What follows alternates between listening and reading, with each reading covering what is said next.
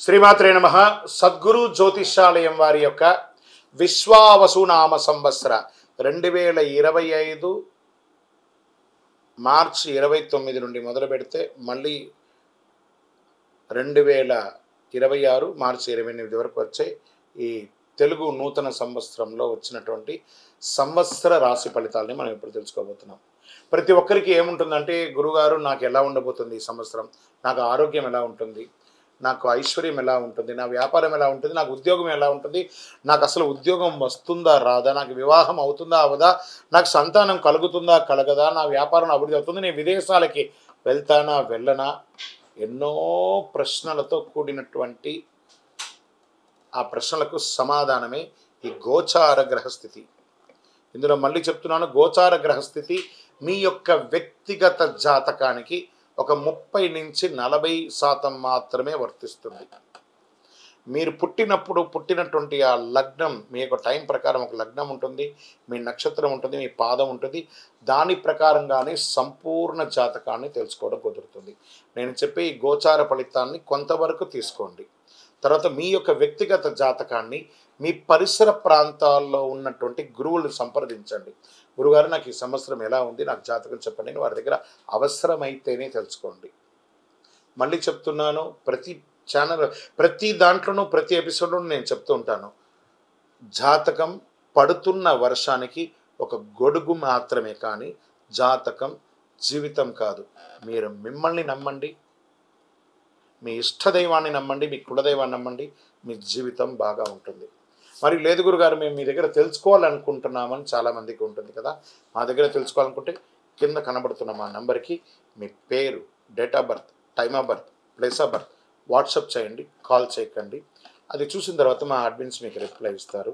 కర్కాటక రాశి వారు పునర్వసు నక్షత్రం 4వ పాదం, పుష్యమి నక్షత్రం మరియు ఆశ్లేష నక్షత్రం వారికి కర్కాటక రాశి వారిగా పరిగణించబడుతున్నారు. వీరికి ఈ సంవత్సరము ఉన్న విషయం ఏమంటే, అష్టమ శని తొలగిపోతుంది. ఫస్ట్ శని అష్టమ భాగ్యరాశులు ఎందుకు సంచరించడం వల్ల అనుకూలుడుగా ఉంటున్నాడు, ఆ యొక్క తొలగిపోతున్నాడు. మిక్కిలి శ్రమకరమైనటువంటి కాలం నుండి బయటపడి అద్భుతమైనటువంటి కార్యానికి వచ్చేస్తున్నారు. ప్రమాదాల నుండి చిన్న చిన్న ప్రమాదాలు వచ్చే అవకాశాలు ఉన్నాయి, గౌరవ హాని కలిగే అవకాశాలు ఉన్నాయి, జాగ్రత్త పడండి. మనోవ్యాకులత, కళత్రపుత్ర మూలంగా చిన్న చిన్న నష్టాలు వచ్చే అవకాశాలు ఉంది, కాబట్టి జాగ్రత్తగా ఉండడం మంచిది అని చెప్పడం జరుగుతుంది.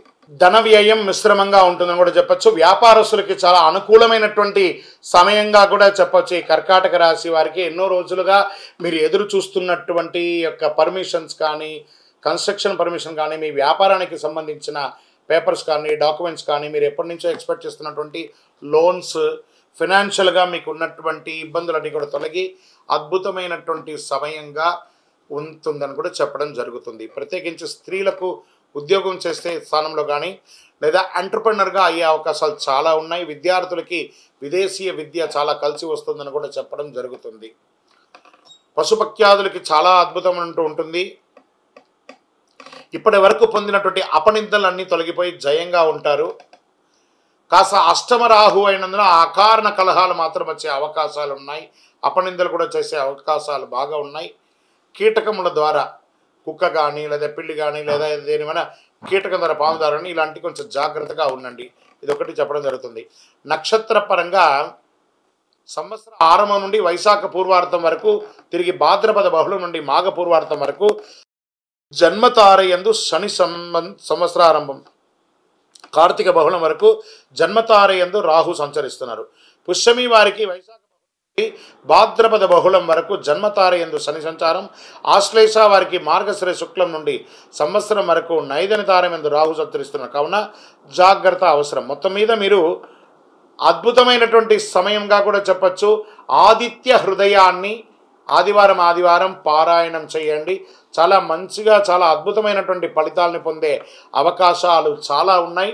పూర్వార్థం వరకు, తిరిగి భాద్రపద బహుళం నుండి మాఘ పూర్వార్థం వరకు జన్మతారయందు శని, సంవత్సర ఆరంభం నుండి కార్తీక బహుళం వరకు జన్మతారయందు రాహు సంచరించడం, పుష్యమి వారికి వైశాఖ బహుళం నుండి భాద్రపద బహుళం వరకు జన్మతారయందు శని సంచరిస్తున్నారు.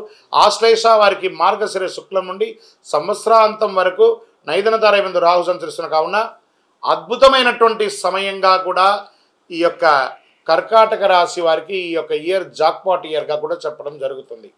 మీరు చేయవలసినటువంటి పరిహారాలు ఏమైనా ఉన్నాయా అంటే, మీకు ఇష్టదైవం కులదైవాన్ని ప్రార్థన చేసుకోవాలి. చక్కగా నవగ్రహ ఆరాధన చేయండి. ఎందుకంటే అష్టమ శని కూడా తొలగిపోయింది. మిగతా గ్రహాలన్నీ అనుకూలం చేయడానికి నవగ్రహ ఆరాధన ఒక్కసారి చేసుకోండి. వీరుంటే నవగ్రహ హోమం ఒక్కసారి జరుపుకోండి. మీ నక్షత్రం రోజు పక్కన ఉన్నటువంటి సుబ్రహ్మణ్య స్వామి దేవాలయానికి ఒకసారి దర్శనం చేసుకోండి.